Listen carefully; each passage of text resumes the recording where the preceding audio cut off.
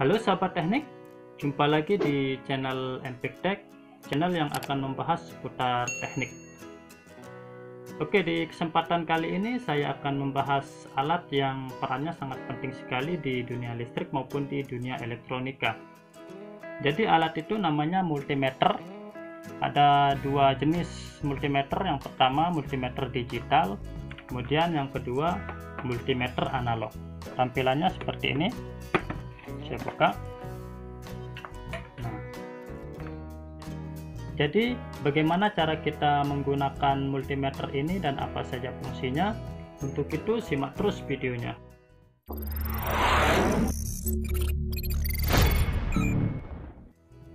Baik sahabat teknik, pertama-tama saya jelaskan dulu bagian-bagian apa saja yang perlu kita ketahui di multimeter digital maupun analog.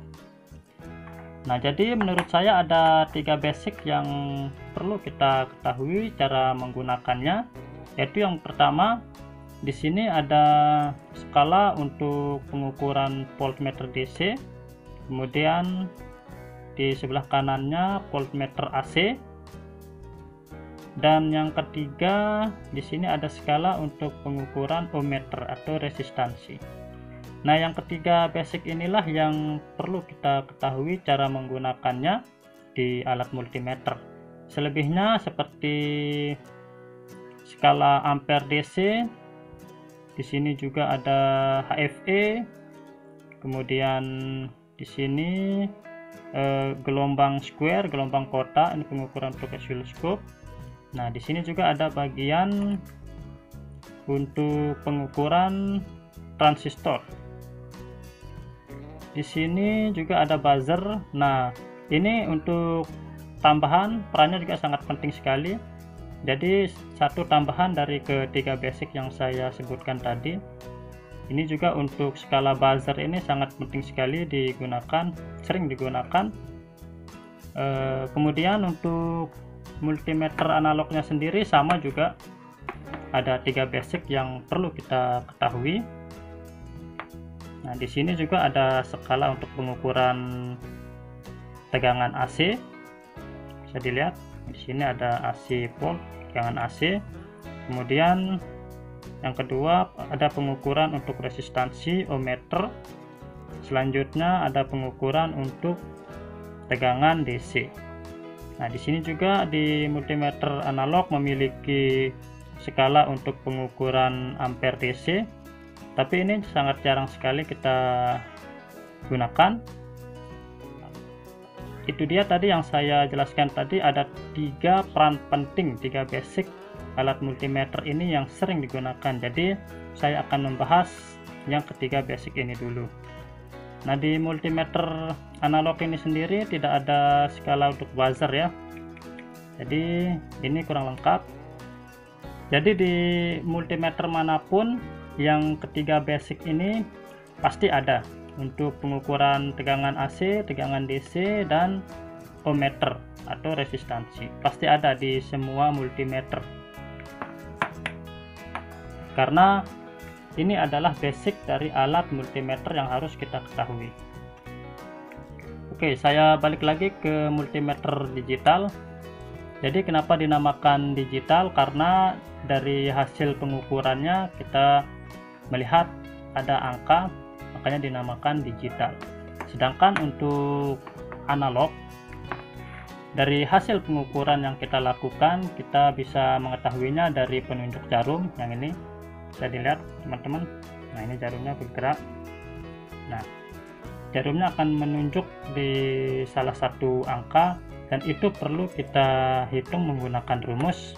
Jadi agak ribet digunakan daripada multimeter digital. Jadi dibandingkan dengan multimeter analog, multimeter digital ini sangat praktis, mudah sekali digunakan. Begitu kita mengukur komponen seperti resistor, maka angkanya akan kelihatan langsung di display ini. Sedangkan untuk analog itu sendiri ada rumus atau hitungan tertentu yang harus kita lakukan, baru kita mengetahui hasil dari pengukuran.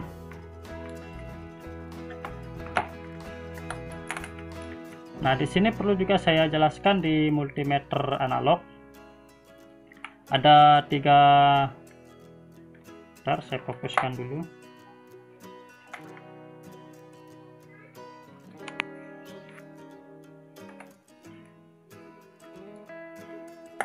Nah, di sini perlu juga saya jelaskan ke teman-teman bagian-bagian dari multimeter digital. Yang pertama, ini ada 3 lubang.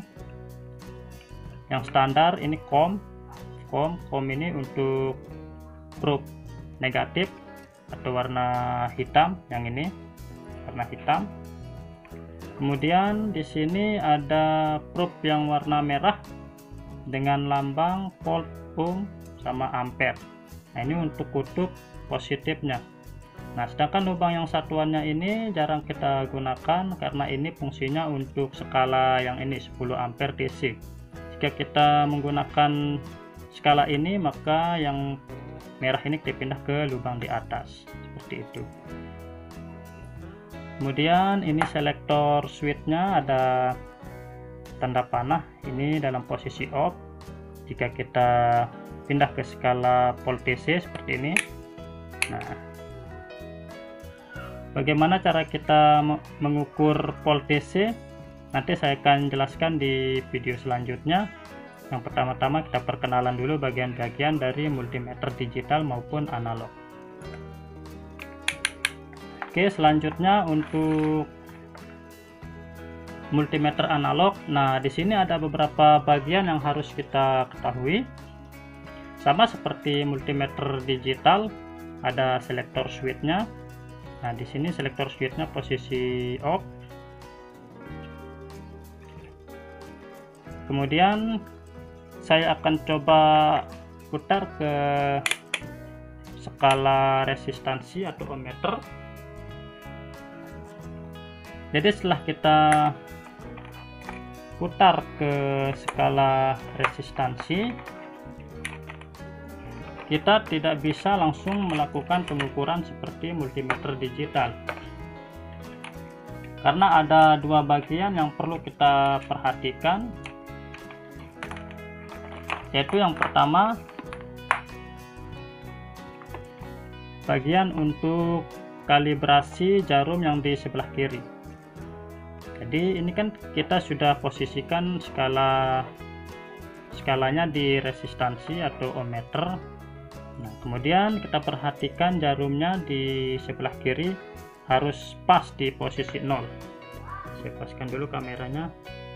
Nah, di sini posisinya pas ya. Jika pas seperti ini, kita bisa langsung melakukan pengukuran. Nah, saya contohkan yang tidak pas seperti ini, saya coba putar. Nah, bisa dilihat teman-teman, jarumnya tidak pas di 0. Jadi kita bisa kalibrasi atau kita setting jarumnya agar pas di posisi 0 seperti ini. Nah, saya putar ke kiri, dia akan ke atas.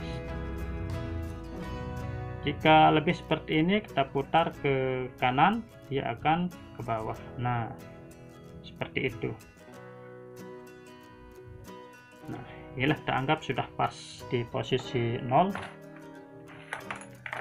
Jadi setelah kita kalibrasi atau setting jarum yang di sebelah kiri ini pas di posisi 0, kemudian posisi selektor switch di pengukuran ohmmeter, barulah kita sambungkan kedua probe negatif dan positif seperti ini, maka jarum akan bergerak ke kanan. Nah, di sini jarum belum pas menunjukkan di angka 0 sebelah kanan. Kemudian inilah fungsi tombol yang kedua untuk mengkalibrasi agar jarum pas di posisi 0 sebelah kanan seperti ini. Nah, ini dia. Jadi jika belum pas di posisi 0, kita kalibrasi seperti ini. Saya putar ke kanan seperti itu. Dan biasanya kalau kita menggunakan skala yang beda, nah di sini saya pindah ke skala yang lebih besar, 100K. Tadi dikali 10 kita sudah kalibrasi posisinya 0. Sekarang saya pindah skalanya ke yang lebih besar, saya coba tempelkan lagi. Nah, dia hasilnya akan lebih dari 0. Jadi penting sekali kita perhatikan untuk kalibrasi seperti ini. Jika kita pindah skala, maka kita kalibrasi lagi seperti ini. Nah, jika sudah pasti 0, barulah kita bisa mengukur resistansi pada resistor atau yang lainnya, seperti itu. Nah, jadi beda sekali dengan multimeter digital ya, sangat praktis sekali. Tinggal kita pindah-pindah ke skala yang kita inginkan, volt DC, AC maupun resistansi seperti ini. Langsung kita ukur resistor, kita sampaikan resistor. Nah, ini dia, ini resistor, langsung kita ukur seperti ini, maka hasilnya akan kelihatan. Skalanya kebesaran, saya coba ke bawah dulu. Nah, jadi angkanya akan langsung kelihatan seperti ini, 11 ohm. Nah, sedangkan untuk multimeter analog, seperti yang saya katakan tadi, harus kita perhatikan yang dua komponen ini, yaitu yang pertama mengkalibrasi posisi jarum pas di 0 sebelah kiri, kemudian yang kedua mengkalibrasi posisi jarum pas di sebelah kanan. Ini bisa dilihat sahabat teknik, belum pas, saya ulang kalibrasi lagi. Jadi cara ini penting kita lakukan agar meminimalisir kesalahan hasil pengukuran. Nah, ini sudah pas jarum di posisi 0 sebelah kiri. Kemudian saya gunakan yang skala 1K untuk pengukuran resistansi. Saya sentuhkan,